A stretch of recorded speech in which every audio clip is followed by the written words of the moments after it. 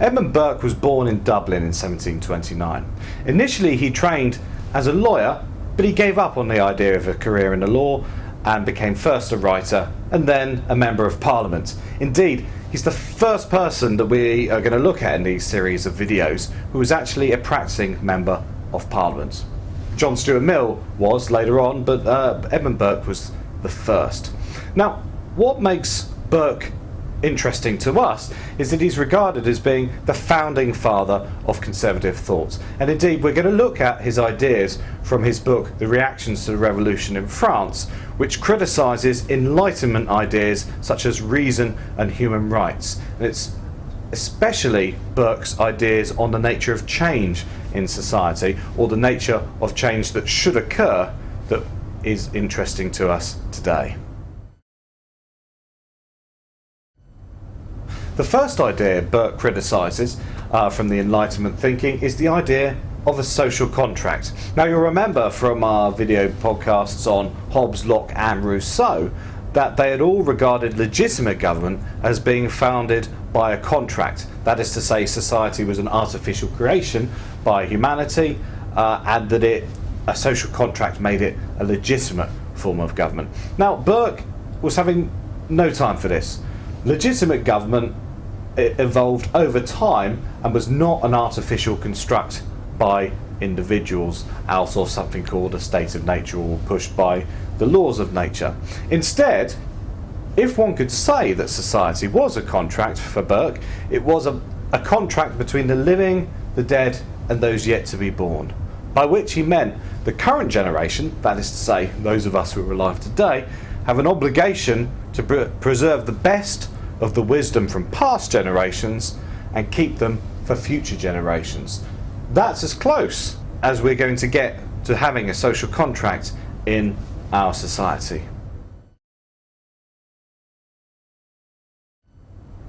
So how do we know that a political institution is legitimate for Burke if we're not going to base legitimacy on consent agreement or some form of social contract? He says the best way to see if a form of government or a political institution should exist is its longevity. Has it traditionally been there? How long has it been there? Therefore, to a certain extent, humans have the kind of government that they deserve because it's the kind of government that they've grown up with in that particular society.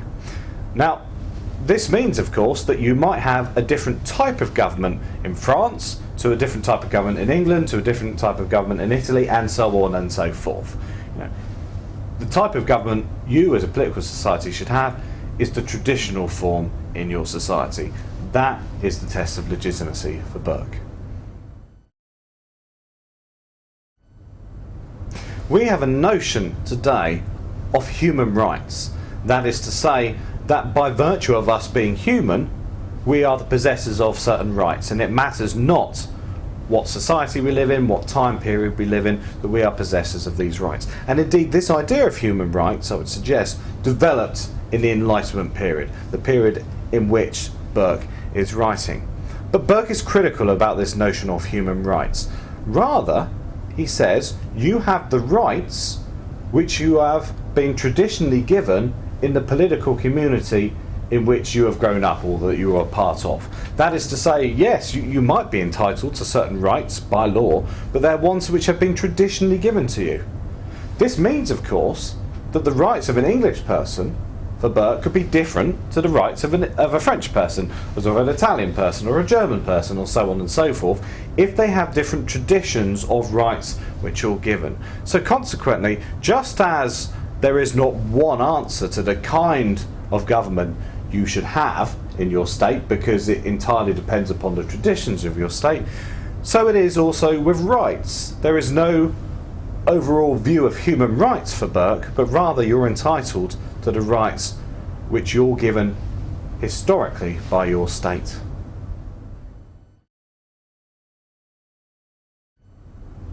Now, from this we could get a mistaken impression about Burke. We could get the impression that he was against all change. He wasn't. He was against revolutionary change.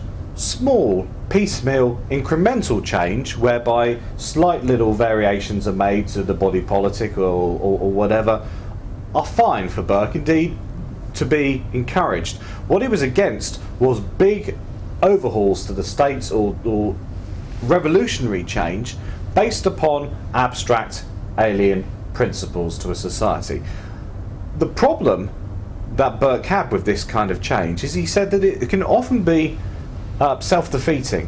Whereas the revolution in France might be in order to give this subject more freedom, it might end up actually giving him less.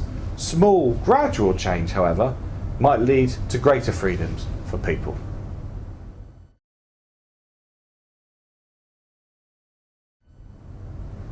A way to bring together Burke's idea on change and his broader political philosophy is to compare his views on the French Revolution to his views on the American Revolution. These two events took place at pretty much the same time. Now, we've already seen that Burke was against the French Revolution, and he was against it because it was based on liberty, égalité and fraternité, rationalist Enlightenment principles which were alien to French society, he thought, which would end up bringing less freedom to the people of France. He also was against the French Revolution because he thought that it was led by the common sort. It was not led by upstanding leading members of society.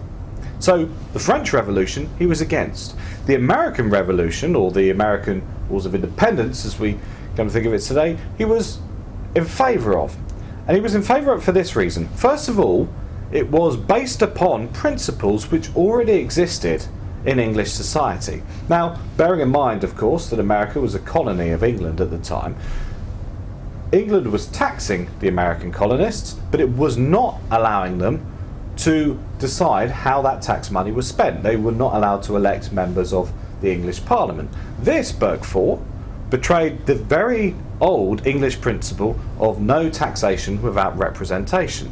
Therefore, in fact, the American Revolution in some ways was preserving an old principle rather than a revolution based upon a new principle. He also thought that the American Revolution was led by the upper sort, the more aristocratic people in American society, and that was good too.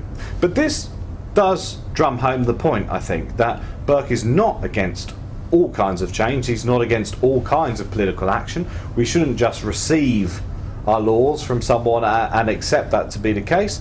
As the American Revolution shows, political action is sometimes justifiable for Burke, just not that based upon abstract principles and not that based by the lower sort of society.